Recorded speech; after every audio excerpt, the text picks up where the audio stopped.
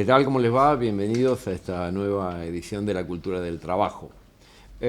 Primer programa después del fallo que condena a Cristina. Y ninguno de nosotros tiene duda de que la causa contiene mucho más de operación política que de causa judicial. Digo, para tratar de hacer algún tipo de síntesis. Cuando digo esto, decirlo es una cosa y fundamentarlo es otra.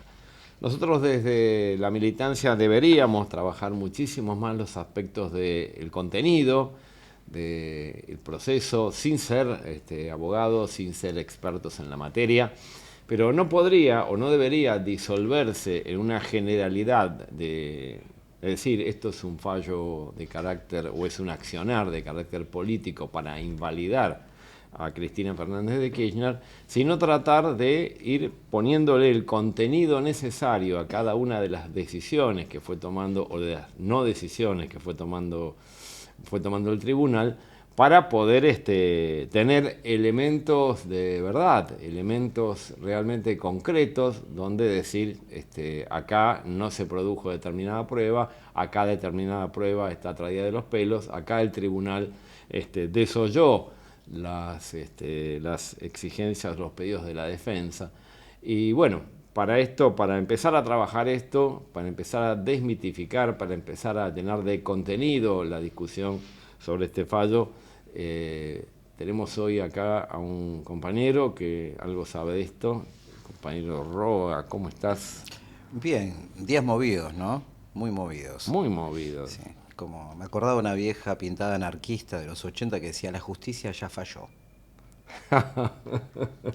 Creo que... Había un compañero que decía, los jueces están para fallar. Literalmente. Bueno, estamos con esta cuestión del fallo. Ojalá fuera simplemente eso, ¿no? Es pura dimensión política. Yo no sé si vos te acordás que en algún momento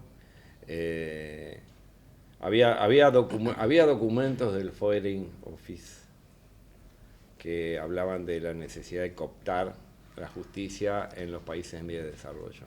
Sí, Hablo de 20 años atrás, ¿no? Sí, más también históricamente.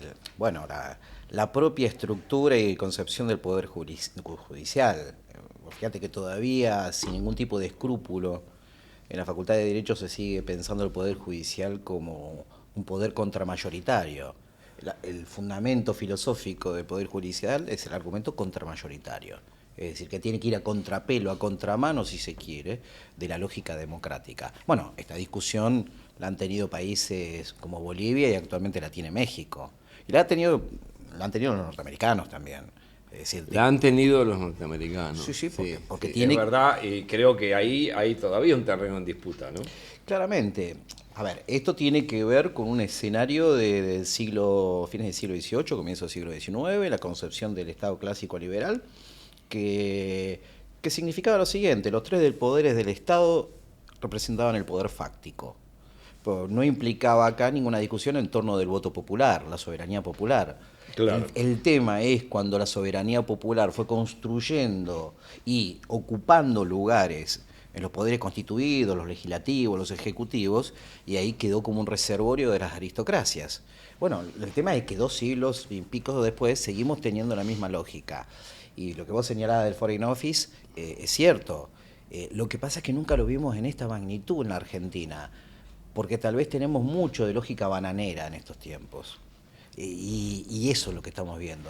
Yo antes, cuando empecé en la Facultad de Derecho, me acuerdo, el joven Roa iba ahí a Figueroa Alcorta y Pueyrredón, y de alguna manera se sentía, qué sé yo, de alguna manera inhibido frente a los argumentos de la derecha judicial y de la derecha jurídica.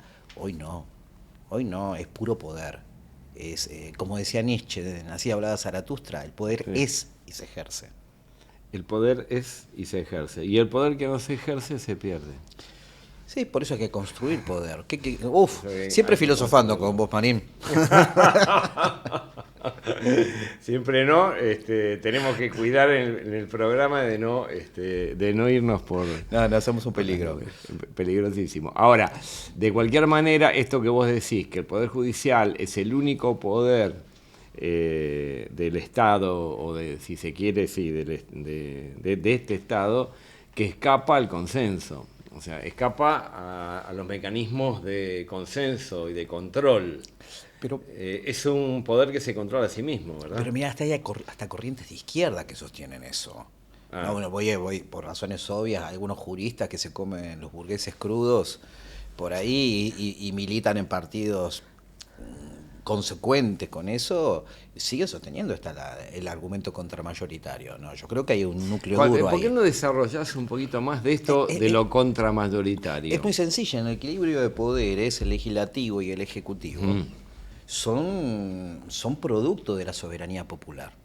Es decir, no hay posibilidad de concebir hoy en el siglo XXI un poder legislativo o un poder ejecutivo que no sea democrático y que se sostenga en función de las mayorías que requiera cada sistema político. Ahora, el poder judicial no, se sostiene sobre la idea que la justicia siempre tiene que respetar ontológicamente a las minorías. Y ahí hay un sustento que termina siendo profundamente aristocrático y profundamente elitista y obviamente trabaja en función de las minorías del poder. Esto también es congruente, porque la democracia no se estaría corroborando en los últimos 20 años en Sudamérica, es mucho más complejo, en los últimos 10 años, me corrijo. Sí. Pero donde de pronto empezamos a ver aristócratas de derecha ocupando los poderes ejecutivos, o esperpentos de ultraderecha como el que tenemos actualmente en nuestro país. Pero lo que es cierto, el Poder Judicial siempre era un reservorio para que en caso de perder elecciones legislativas o de Poder Ejecutivo, actuaba como lugar de vanguardia para esas clases, para esos sectores aristocráticos. Bueno, el argumento contramayoritario tiene que ver con eso, como resguardo de la aristocracia. Bueno, en algún momento el mecanismo para toda la región fueron los golpes de Estado, ¿no? O sea, el mecanismo para todo el cono sur o para toda América del Sur fueron los golpes de Estado para poder garantizar el derecho de las minorías. Se confunde democracia con derecho de las minorías. Y en realidad, democracia es el imperio de la voluntad mayoritaria, no de la voluntad minoritaria. Yo creo que hay, Lo que no se puede hacer es saltar por encima de los derechos fundamentales, ¿verdad? Creo que en los últimos 40 años la democracia postdictadura ha ido saltando determinadas corrientes. Una de ellas es poder salir de la lógica del consenso democrático. Vos fíjate, el primer tramo de democracia, una democracia que no toque los factores de poder real, luego la experiencia del sadomenemismo, luego la experiencia de Néstor y Cristina. La experiencia de Néstor y Cristina de pronto fue la que más se atrevió a tocar los factores del poder real. Pero es una democracia que no se atreve a tanto. Y como dicen los europeos, el soft law, el Estado de Derecho suave, el no te metas muy profundo porque eso incomoda. Bueno, fíjate que los límites son muy casi epidérmicos, porque si uno ve las estructuras reales de poder que se han tocado, realmente son muy magras y aún así son muy valiosas. Pero creo que en todo esto la democracia tiene un saldo muy importante, sobre todo en estos tiempos, porque volvemos a tendencias que me hacen acordar más a 1975 que las insuficiencias que tenía 1984, 1983, diciembre del 83. En este marco donde todos reconocemos que, y no tenemos ninguna duda de que el Poder Judicial es un poder regido por cuestiones de carácter ideológico y político, creo que esto no está en duda, ¿no? Digo, no podemos ser tan banales o tan ingenuos como para pensar que el Poder Judicial no es un poder influenciado y que basa sus decisiones en decisiones de carácter político. Cuando digo político, digo intereses que tienen que ver con determinados sectores, claramente. Entonces, en ese marco, ¿no resulta igualmente necesario tratar de hacer un análisis, y en este caso particular de la causa Cristina, y ir viendo y explicando cada uno de los puntos donde lo que por lo menos se entiende como sentido común de justicia no fue cumplimentado? Sí, yo creo que sí, y eso es un saldo deudor del campo popular, por decirlo de alguna manera. porque nosotros subestimamos, por grotesco que parezca, subestimamos la construcción de sentido que se hace a través de, bueno, el nudo, el conglomerado mediático, pero que tiene su correlato en el Poder Judicial. Y acá, por ejemplo, una cuestión básica que nosotros tenemos que construir sentido, ¿es Poder Judicial o justicia? Y no es un tema menor. El campo popular... Hace un alto ahí. Dale. La diferencia entre Poder Judicial y Justicia. Entre un poder constituido, uno de los poderes del Estado, y la posibilidad... Es una buena síntesis. Alguien decía que la justicia es dar a cada uno lo suyo, y que la justicia social, que está tan devaluada en estos tiempos, es hacer posible que cada cual tenga lo suyo. Bueno, esto no es posible. Lo que está sucediendo es una construcción de sentido lindante en la posverdad, donde la categoría de verdad ya no cuenta como dato objetivo. Y si esto atraviesa el Poder Judicial es mucho más grave. Vos hablabas de construir un itinerario que nos permita desnudar las causas.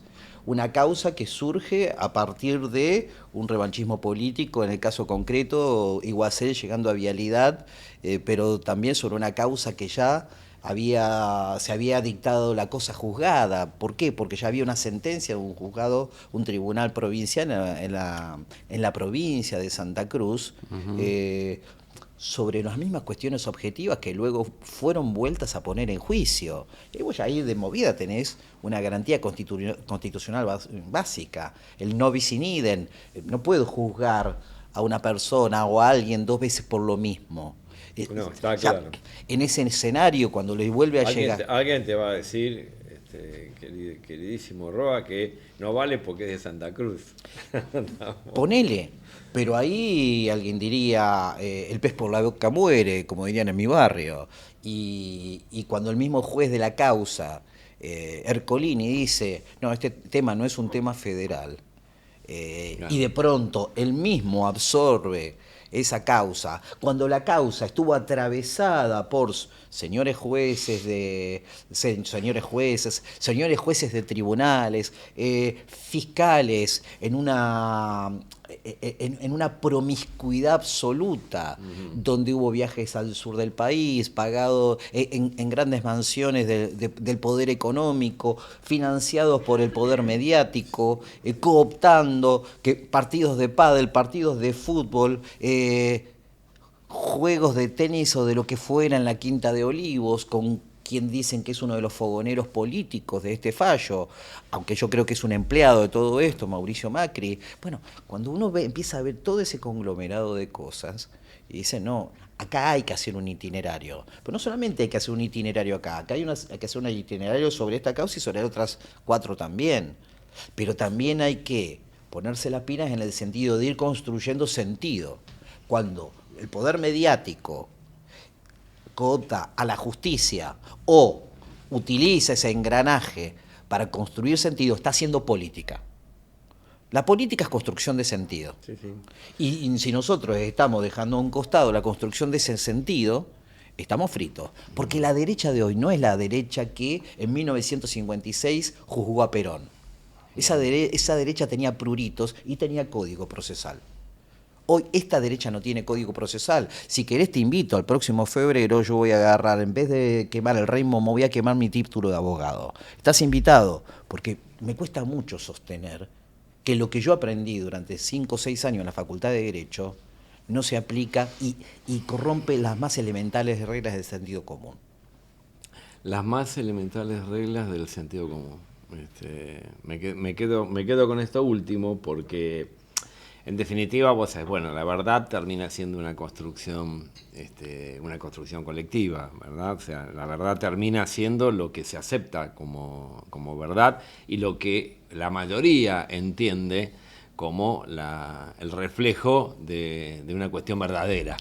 Pero Claudio, siendo más claro, hoy en el discurso público no importa si decís la verdad. No claro. Importa, como categoría no existe. Y el tema es lo grave, que el Poder Judicial tampoco le importa esa categoría. Y cuando yo te señalo, yo me crié y aprendí algunos palotes de derecho frente a un Poder Judicial que ciertamente que uno respetaba a la derecha orgánica, a esa aristocracia judicial. Hoy no, hoy nos hemos convertido en un país bananero. Porque hoy, reitero, doy como ejemplo el juicio a Perón del 56. Es un escenario muy similar, tan cruel. Está bien, con otros emergentes, hoy son otros son los tanques, hoy los tanques son tanques mediáticos si querés, pero ese Poder Judicial no pudo juzgar y condenar a Perón. Este Poder Judicial no le importa. Puede. Lo hace. Puede. Lo hace porque puede. Puede, pero desde una lógica de poder. Es decir, es el poder desnudo. Y esto creo que nosotros lo tenemos que traducir en términos mediáticos, lo tenemos que traducir en términos de construcción del sentido, lo tenemos que hacer en términos de poder explicarle al pueblo de qué se trata este mecanismo. Se trata de la causa de vialidad de Cristina, se trata de la causa de los cuadernos, las 5 causas que le involucran, se trata de cualquiera de los casos de lawfare que están atravesando infinidad de compañeras y compañeros, porque esto lo vemos cotidianamente. Lo estamos viendo en la calle cuando hoy por hoy salís 20 metros y te agarra la policía y te dice resistencia ante la autoridad y te vieron cara después del último reglamento de la Policía Federal, te vieron cara de peligroso y vas preso. Y esto lo vemos cada miércoles al final de cada marcha, lo vemos cada vez que la derecha quiere estigmatizar ya sea a los sectores laborales cuando hacen una huelga, cuando hacen un piquete, cuando los pueblos originarios hacen una marcha en el sur, la tempestad mapuche aparece aquí. Es decir, hay una construcción de sentido y disciplina a través de un dispositivo voraz que tiene su filo más agudo con el Poder Judicial. ¿Cuándo decís que más el título de abogado? En febrero. ¿Febrero? Sí. Bueno, avisá con tiempo, llevamos papas y batatas para hacer en los rescoldos. ¿No? Pero cuidado. Hacemos papa y batata asada. Como viene la cosa, sí, van a venir a comer la papa y la batata. No, está bien, llevamos papa y es batata. Más, posiblemente vos y yo también. Y las hacemos en los rescoldos, Roa. Pero bueno, uno piensa, todo esto que se sostiene en base a todo esto se sostiene en base a un sentido común, digamos, a una cuestión donde la gente dice, y bueno, por algo habrá sido, bueno, en definitiva todos roban, está bien, entonces está bien que esté presa, está bien. Pero por otra parte hay una realidad que es esta que vos decís. No sé si vamos a tener, mejor tenemos las papas y batatas para comerla. Porque la desocupación, por ejemplo, un elemento, ¿no? Un elemento que hoy aparece, ayer aparece en las encuestas muy fuertemente, ha pegado un salto importante y hay algunas regiones donde la desocupación, como ya pasó en los 90, ¿no? Y como es lógico, por otra parte, porque impacta mucho más sobre determinadas ramas de la producción, sobre determinados empleos, ha trepado a números que no eran los que veníamos teniendo, ¿no? Estamos ya saliendo por encima de los números de desocupación que veníamos sosteniendo, inclusive en el gobierno de Macri, ¿no? Mira, en el gobierno de Macri venía aumentando progresivamente y sobre el último tramo pasamos a los 2 dígitos, al 12%, cosa que no estaba verificándose en este gobierno. Lo que sí estábamos teniendo una tendencia muy asimilable al gobierno de Macri es en torno de esa categoría que yo insisto que apareció en el 2017-18, que es la de los ocupados demandantes. Es decir, aquellos que trabajan a jornada completa y que buscan intensamente trabajo. Es decir, lo que estábamos detectando ahí, salvo el primer trimestre de Alberto Fernández, donde hubo una evolución favorable del salario real que se interrumpió inmediatamente con la pandemia, sí. Y después no se volvió a restablecer. Empezó a haber un núcleo duro de ocupados demandantes, es decir, gente con trabajo buscando. ¿Por qué? Porque el mango no le alcanza. Y lo que empieza a ver con Milei desde diciembre del 2023 es un aumento de esa tendencia y un aumento de la subocupación demandante, que es como cuando vos medís la precariedad. La precariedad se mide básicamente con la subocupación demandante, aquel que no trabaja las 35 horas a la semana y busca intensamente trabajo. Ahora, esa era el ancla, el salario. y nosotros lo estábamos percibiendo, la lucha por el salario, y lo podemos verificar. Vos sos miembro del Consejo de Salario Mínimo Vital y Móvil, Sí. y vos estás viendo que ese Consejo de No Salario... no lo digas muy fuerte. Porque... No, pero bueno, Pero sí, sí. pero vos estás viendo la lucha que ustedes tienen siempre frente a la falta de acuerdo porque no hay debate. ¿Qué sucede? Por decreto, 4 veces consecutivas del Poder Ejecutivo. 4 veces consecutivas el gobierno, al no haber acuerdo tripartito ni mucho menos, termina optando por la propuesta de la UIA o similar. Yo voy a ser, voy a ser muy poco simpático con lo que voy a decir. Yo no creo en el tripartismo. Yo en el tripartismo creo si el gobierno tiene los laburantes. Ah, sí, claro. Porque claro. Que entre las patronales y el gobierno patronal te hagan el sándwich no es el chiste más lindo del universo. Bueno, el tripartismo funcionó en los últimos tiempos, funcionó un tiempo. Como, ¿te acordás de Hobsbawm? Hobsbawm Sí, hablaba sí. de los... Erich Hobsbawm hablaba de los 30 años gloriosos. El tripartismo sirvió en los 30 años gloriosos, Sí. cuando la clase obrera podía llegar a tener del otro lado un gobierno populista, democrático, socialdemocrático, socialista real, lo que vos quieras. Y así avanzó el Estado Sí, social sí. de derecho. Ahora, en este escenario no. En este escenario no. Bueno, pero vos tenés un salario mínimo vital y móvil que está congelado prácticamente. Y vos tenés un esquema de paritarias que no está superando el 1 o 1,5% mensual, cuando el mes más bajo de aumento del IPC fue precisamente 1,5 puntos en los últimos tres años. Bueno, ahí vos ya tenés una cuestión. Pero lo que sucede, Claudio, es que ya el año pasado se adelantaron las vacaciones. A principios de este año se adelantaron las vacaciones. Ya se levantaron, sobre todo en las grandes fábricas, en el cordón industrial de la zona norte, se levantaron los terceros y el cuarto turno. Ya hubo suspensiones por falta o disminución de trabajo y fuerza mayor. Con lo cual los 23 bis que usábamos en la pandemia y que te pagan sumas no remunerativas, que no impactan en el aguinaldo, ya lo vivimos. Ahora están los despidos. Están despidiendo, se está despidiendo muchísimo. Y se está despidiendo mucho y por ahí uno ve la película, uno ve la foto. Bueno, 220 despidos, por ejemplo, el otro día, que fue hace 10 días, Kimberly Clark en Pilar, pero 220 despidos no es solamente esa fotografía, es la película que involucra 50 ayer, antes de ayer otros 30, 100 mañana, y uno ve todo eso, es el desempleo por goteo y por demolición. Y entonces, lo que digo, si este plan de pseudoestabilización monetaria, de antiinflacionario entre comillas, se sostiene sobre un ancla que era el salario barato, parece que hay otra ancla que se está construyendo a una velocidad inusitada, que es la desocupación. En un marco donde la mitad del trabajo está en la informalidad. Es que eso también Además, está sucediendo. Una cosa es que vos tengas una desocupación de principio, mediados de los 90, donde vos tenías tenías un 20, un 19, un 18% de informalidad, y hoy que tenés un 50% de trabajo informal. Es un marco total y absolutamente... Ya a esta altura no sabés muy bien dónde está uno y dónde está otro. No, o sea, se ha cristalizado un 50% del trabajo que no tiene ni aguinaldo, ni horas extras, ni jornada fija, ni vacaciones, ni nada. Sí. Y eso ha cristalizado, eso es un elemento que modifica el escenario político del movimiento obrero, muchísimo.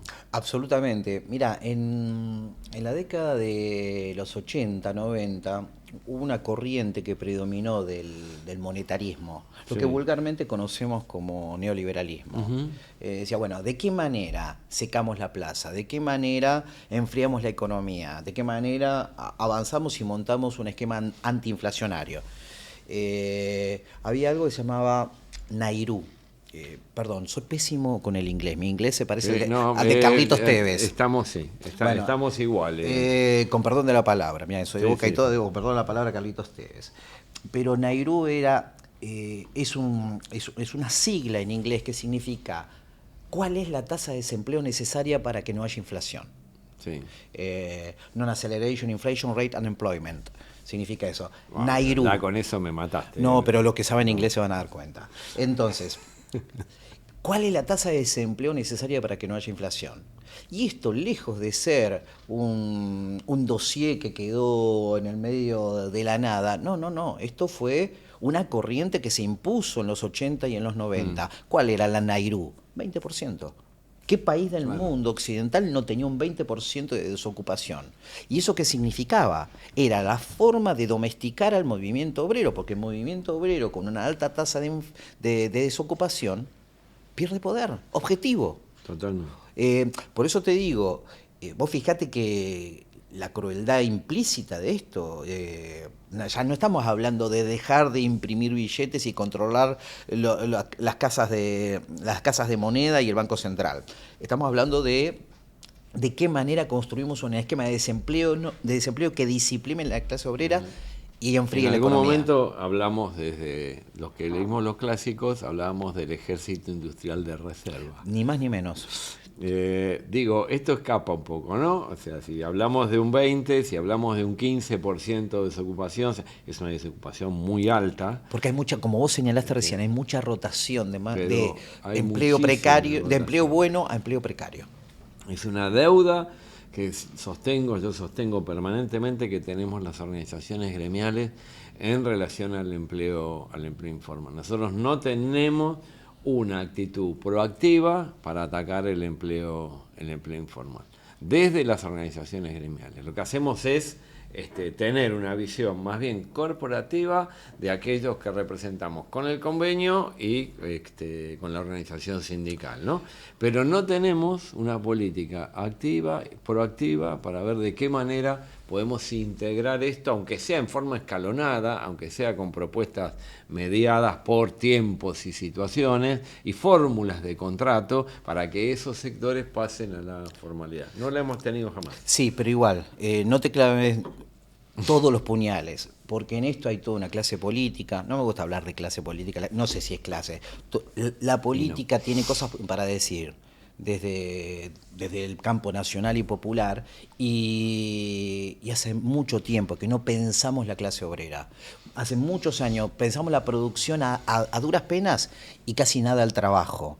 Y yo creo que hay una deuda pendiente, donde cae la política en simplismos y en estigmatizaciones que no son muy distintas a los de algunos sectores que no tienen nada que ver con el campo nacional y popular.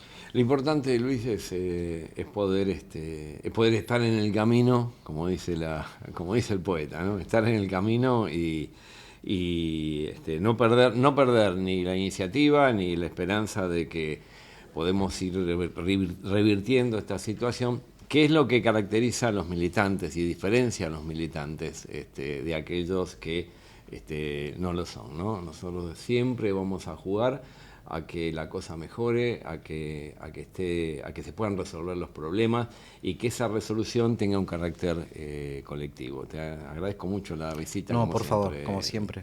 Y nos estamos viendo en la próxima. Y usted no se vaya porque el programa sigue.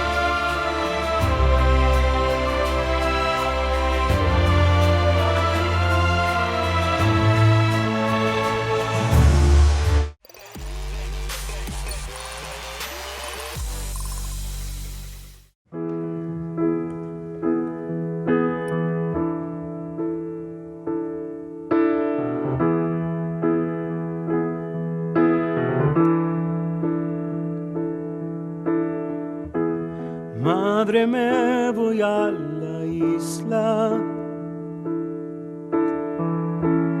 no sé contra quién pelear. Tal vez luche o me resista, o tal vez me muera acá. Creo que hace mucho frío en la ciudad. Hay más miedos como el mío por acá. ¿Qué haré con el uniforme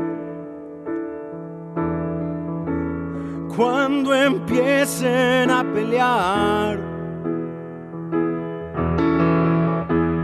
Con el casco y con las botas, ni siquiera sé marchar. Creo que hace mucho frío por acá.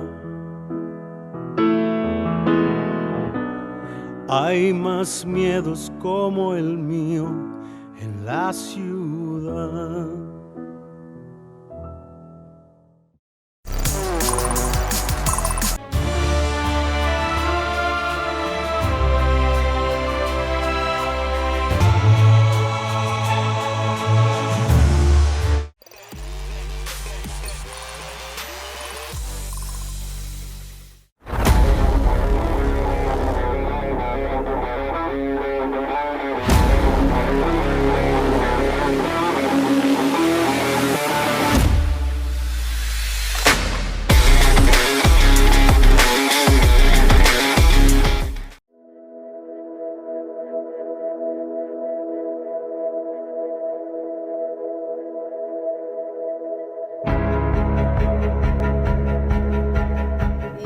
Central de este encuentro tiene que ver con que estamos inaugurando la primera biblioteca de las telecomunicaciones de IDETEL.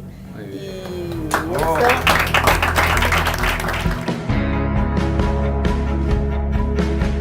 gracias a la iniciativa de la donación que nos hizo Oscar es que lo pudimos concretar.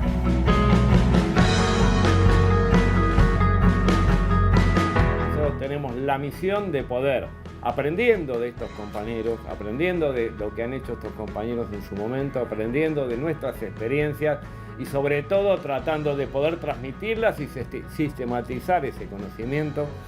Tenemos la obligación de que los compañeros y las compañeras que están alrededor nuestro y que van a seguir un camino que tiene que ver con la defensa de un servicio de carácter público puedan tener estas experiencias a mano. La biblioteca es una manera simbólica y práctica. Vos has dado ese puntapié, nos has ayudado y has dado ese puntapié inicial para que esto pase de ser un proyecto o una mera acumulación de material a una biblioteca que habrá que alimentar, que habrá que transformar, que habrá que ir modernizando y haciendo cada vez más accesible para el conjunto de nuestros compañeros y compañeras. Mucho de eso, información, ya sea de Estados Unidos, de Europa o incluso mucho que tenía el Entel, es este material que acá está expuesto.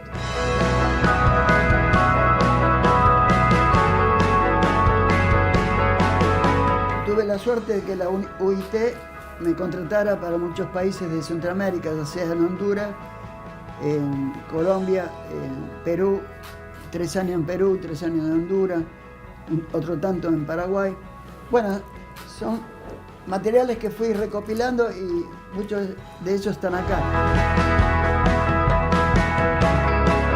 Muchos son donaciones de gente de Estados Unidos, de expertos incluso de la gente de Japón, que cuando hicimos el cinturón digital nos traía información. Bueno, todo eso fue lo que fui acumulando y que ahora espero que sirva acá para la gente telefónica.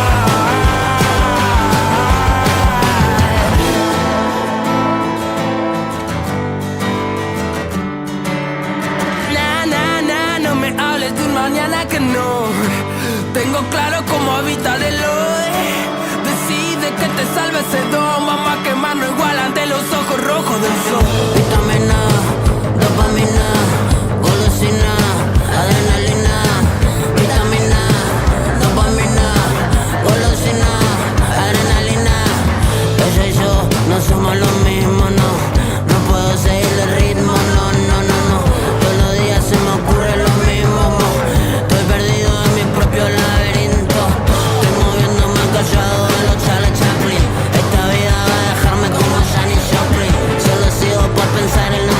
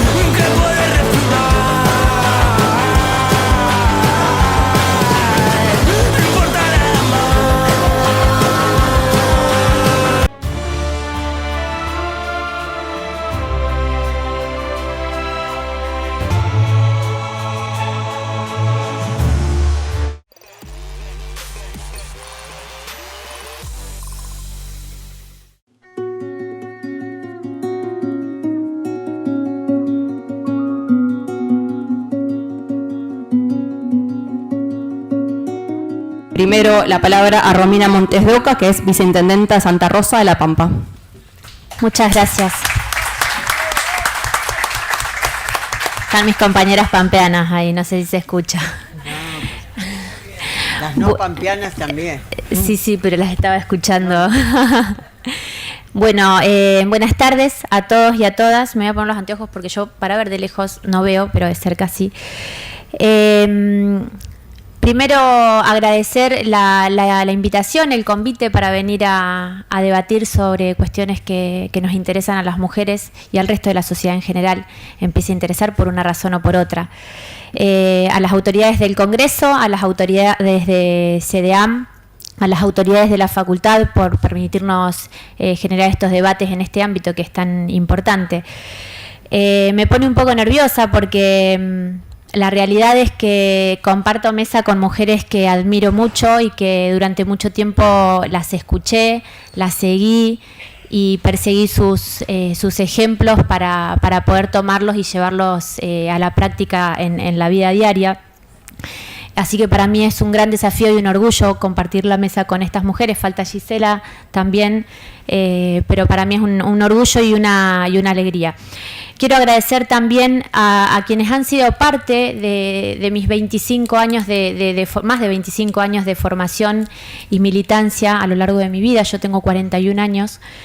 En primer lugar, a quien fuera secretario general del Sindicato Luz y Fuerza Mercedes, La Pampa, que es mi abuelo, Oscar Montes de Oca, al secretario general de la Federación de las Telecomunicaciones, a Daniel Rodríguez, a quien conduce UPCN La Pampa, Jorge Lescano, que además conduce la línea en la que hace más de 20 años también que milito, al secretario general de mi gremio, Sindicato de Telecomunicaciones La Pampa, que es mi viejo,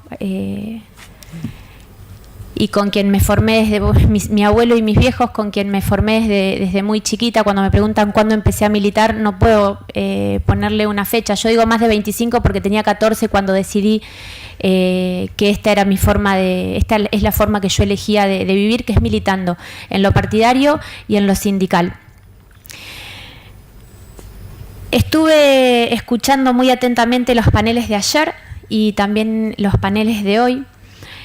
Y me parece que si algo sabemos y supimos hacer las mujeres fue organizarnos, a pesar de algunos detalles que nos ha propiciado el sistema más perverso que hay en la humanidad. Creo que es el más perverso, que es el sistema patriarcal. Y estos detalles que nos propicia este sistema son detalles como la opresión, la violencia verbal, la violencia física, la violencia laboral, la violencia institucional, la violencia política. Nos insultaron, nos pegaron, nos obligaron a trabajar sin remuneración, nos vendieron a nuestros hijos y a nuestras hijas y a nuestros hijes, nos prostituyeron, nos violaron, nos mataron y como si fuera poco, después de todo esto nos juzgaron y aún así nos siguen juzgando. Por ende, entiendo que todavía queda mucho camino por desandar porque venimos venimos a tratar de recuperar algo que se nos arrancó, que fueron nuestros derechos. Nosotras nuestros derechos los teníamos. Nos siguen exigiendo y nosotras sanamos, nos juntamos, nos entendimos, buscamos nuestros puntos de coincidencia y nos organizamos. Ahora vienen siendo estos tiempos donde tenemos que poner sobre la mesa y tenemos que poner a consideración cómo nos formamos, si militamos o no militamos, si estudiamos o no estudiamos. Nos miran, no sé si nos tienen abajo de la lupa o nos tienen en la mira, eso todavía no lo puedo dilucidar, pero tenemos que dar muchas explicaciones para poder participar. Tenemos cupos, además, somos la mitad de la población mundial, pero tenemos cupos, míseros cupos, y nos dicen que nos los dan porque podemos brindarle a la política amor y sensibilidad. Que no está mal, no está mal. La verdad es que nosotras al trabajo diario, a todo lo que emprendemos, le ponemos amor a la construcción política, le ponemos sensibilidad social, y claro que le falta a la política sensibilizarse con el dolor de los demás. Y claro que lo vamos a hacer, pero lo vamos a hacer en el marco de la disputa del poder, de la disputa más saludable y más democrática que puede percibir una sociedad, que es la participación política, que es disputar los lugares de representación. En esta organización que nos hemos ido dando las mujeres, empezamos o algunas crecimos en el ámbito, pero militamos, empezamos a conocer realidades similares y queremos ser parte del poder, queremos ser parte de esas mesas donde se toman las decisiones que después afectan nuestras vidas y las vidas que nosotros contenemos y sostenemos en nuestras casas, porque seguramente en los paneles anteriores habrá habido otras mujeres que hablaron de políticas de cuidado y cuánto las mujeres estamos afectadas a las políticas del cuidado, no solo del cuidado de nuestros hijos, nuestras hijas menores, sino de los adultos y adultas mayores de nuestros entornos familiares, que no se nos paga. O sea, eso no lo tengo que ni decir, no nos pagan ni nuestras familias, ni los hombres de nuestras familias, y el ahorro que le generamos a un Estado o al gobierno es fenomenal también. Entonces, creo que son tiempos de empezar a nombrar, a ponerle nombre a lo que nosotras venimos a hacer, que es a disputar los espacios de poder y las mesas, participar de las mesas de las tomas de decisiones en los lugares de representación política, en los lugares de representación de gobierno. Disputadas en las urnas.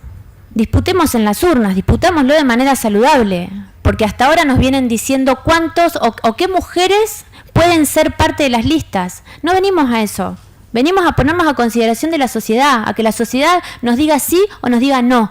Sean varones y mujeres los que emitan su voto y digan si nos quieren a nosotras sí o no en los lugares de toma de decisiones. Si quieren que yo sea la viceintendenta o no sea la viceintendenta. Si quieren una secretaria general en un gremio o no quieren una secretaria general en un gremio. A eso venimos. Perfecto, perdón. No, es hereditario eso que no puedo redondear. Es muy incómodo, perdón, pero prefiero avisarles porque estamos justitos de tiempo. Iba a contar mi experiencia, pero no se puede. No hay problema.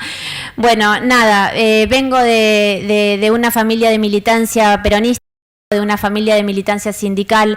Los formadores que he elegido a lo largo de mi camino son militantes peronistas, son militantes sindicales, que militamos por la justicia social, que hemos sabido llevar adelante políticas de Estado que puedan resolver los problemas que tenemos las mujeres, que tienen las diversidades y que nos centramos principalmente en poder resolver las problemáticas de los que más necesitan, de los más vulnerables. Porque al final de todo creo que si hay algo en lo que vamos a coincidir todos los argentinos y todas las argentinas, indistintamente del sector político al que pertenezcamos, es que queremos que reine en el pueblo el amor y la igualdad. Muchas gracias.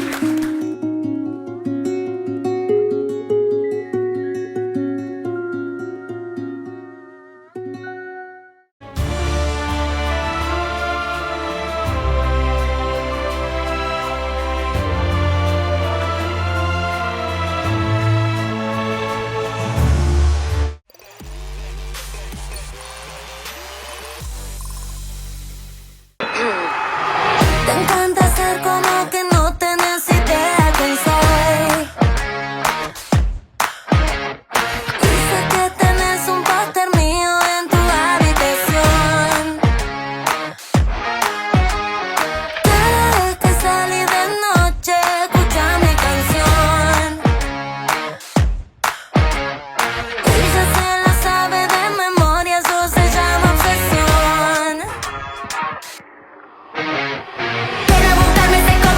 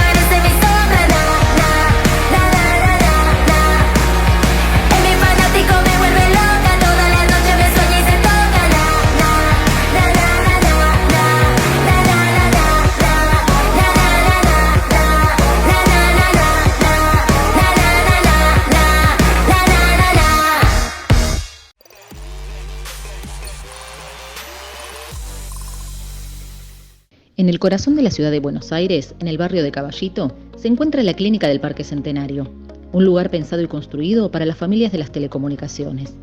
Esta clínica se realizó gracias al aporte del Fondo Compensador Telefónico. Es nuestra clínica, la Clínica de los Telefónicos, y es parte de un plan de salud preventivo y solidario impulsado por el Fondo Compensador Telefónico y por la Concitel, la Confederación de Sindicatos de las Telecomunicaciones. La clínica brinda la posibilidad de realizar estudios de alta calidad en diagnóstico por imágenes como rayos X, resonancias, tomografías y ecografías, todo con equipos de última tecnología. También ofrece especialidades médicas como ginecología y cardiología ambulatoria. Además, cuenta con equipamiento y tecnología de última generación para la atención médica y la realización de estudios e intervenciones, respaldado por un equipo médico de excelencia. Si sos un jubilado o pensionado beneficiario del Fondo Compensador Telefónico de cualquier lugar del país, que por algún motivo de salud tenga que venir a realizarse una práctica médica o estudio a la Clínica del Parque Centenario, podrás hospedarte con un acompañante de manera gratuita en el Hotel Esplendor Tango. Nuestra clínica cuenta con 7 pisos y 2 subsuelos y actualmente se están construyendo 10 pisos más en el edificio anexo. También tiene 2 quirófanos y camas de recuperación, 3 suites de recuperación cardiovascular, centro de la mujer con ginecología ambulatoria, mamografía, densitometría ósea y ecografía ginecológica, servicio de diagnóstico por imágenes, resonancia magnética, tomógrafo, 4 equipos de radiología digital, arco en C de detección de imágenes, angiógrafo digital, 3 equipos de ecodoppler, equipo de ergonometría y cinta para ecoestrés.